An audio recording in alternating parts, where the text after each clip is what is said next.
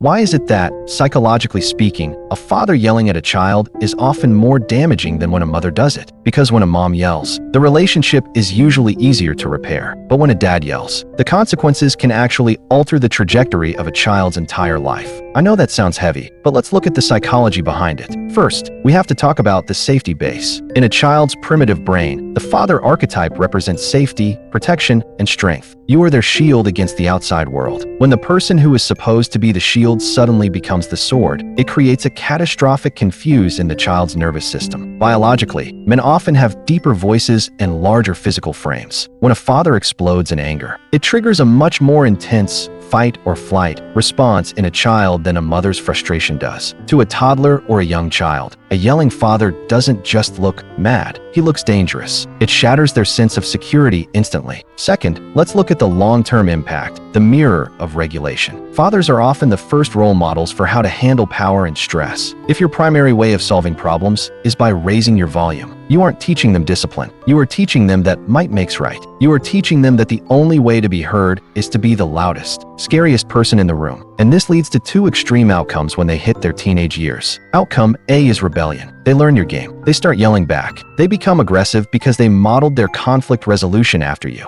They fight fire with fire. Outcome B, and this is arguably more heartbreaking, is the fawn response. This is where the child becomes a people pleaser. They become terrified of conflict. They learn to shrink themselves, to apologize constantly, and to read people's micro-expressions just to avoid triggering an explosion. Daughters, in particular, who grow up with yelling fathers often end up in toxic relationships later in life. Why? Because their nervous system has normalized fear. They equate love with walking on eggshells. They think a man's anger is something they have to manage and pacify. So dads, what should you do? I'm not saying you can't be firm. I'm not saying you can't have boundaries. But there is a massive difference between authoritative parenting and intimidation. True strength isn't about how loud you can get. It's about how calm you can stay when things go wrong. If you feel that rage bubbling up, walk away. Take 5 minutes. Regulate your own nervous system before you try to correct theirs. Because true fatherhood isn't about using your power to suppress your children. It's about using your power to show them what emotional control looks like. Be the calm in their storm, not the thunder that scares them.